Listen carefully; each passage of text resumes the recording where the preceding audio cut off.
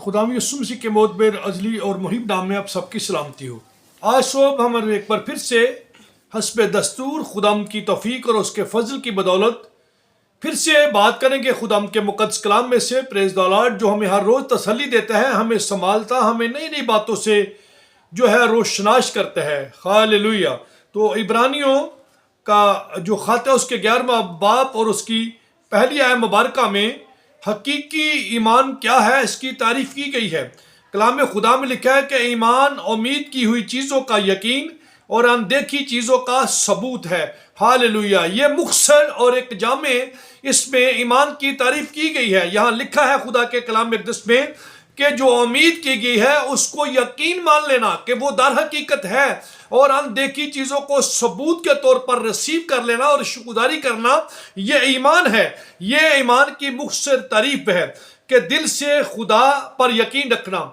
ये ईमान की हम जैसे आया मुबारका को देखते हैं कलाम मुक़द्दस में से, इसी तरह ईमान की मुख्तसर तारीफ यूं की जा सकती है कि दिल से खुदा पर यकीन करना या भरोसा रखना, और उसके कलाम पर यकीन रखना या भरोसा रखना और उसकी मर्जी के मुताबिक अमल करने का नाम जो है वो ईमान है।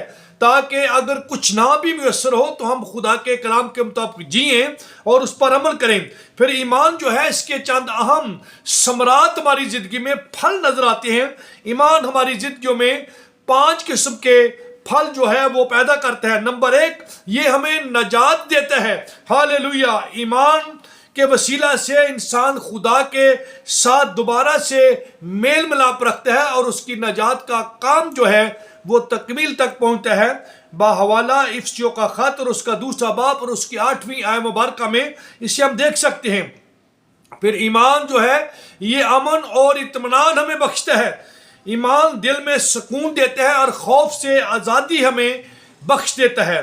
फिर तीसरी बात, ईमान हमें ताकत और हिम्मत अता करता है। ईमान हमारी कमज़ोरियों में हमारा जोर बन जाता है और हमें हिम्मत देता है, क्योंकि हम ये यकीन रखते हैं कि हमारा खुदा अपनी बात को पूरा करने पर कादिर है और वो कादिर मुतलक खुदा है। फिर ईमान जो है हमें फर्मा बरदारी जो है उसमें ज़िंदगी गुजारने की कुव्वत अता करता है। हकीकी ईमान इंसान को खुदा की मर्जी पर चलने के लिए कुव्वत बख्शता है। 5वीं बात, ये फिर ईमान हमें खुशी और उम्मीद अता करता है।